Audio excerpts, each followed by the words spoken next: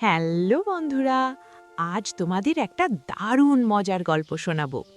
খুব গভীর ঘন সবুজ জঙ্গল, সেখানে এক বিশাল বড় গাছের মগডালে বাসা বেঁধেছিল এক বক আর তার ছোট্ট ছোট্ট ছানাগুলো। আর ঠিক সেই গাছের নিচেই গর্তে থাকতো এক মহা দুষ্টু সাপ। ঈশ্বর, কি ভয়ঙ্কর! সাপটা সারাদিন ওত পেতে থাকত, কখন বকের ছানাগুলোকে টুপ করে খেয়ে ফেলবে। একদিন বকমামা যেই না খাবার খুঁজতে গেছে, অমনি দুষ্টু সাপটা সুরসুর করে গাছ বেয়ে উপরে উঠতে লাগলো। হায় আল্লাহ, কি হবে এখন?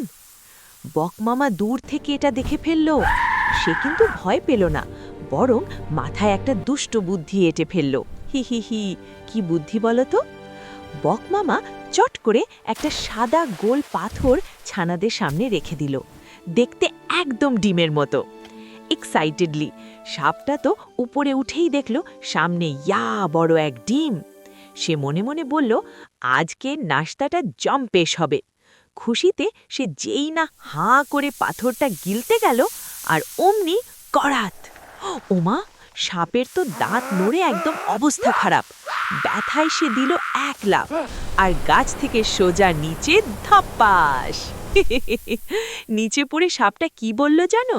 সে নাকে খত দিয়ে বলল, বাবারে বাবা, কাল থেকে আমি আর ডিম খাবো না, ঘাস খেয়ে থাকবো। সেই থেকে বকের ছানারা মহা খুশিতে দিন কাটাতে লাগলো। কি মজা, তাই না?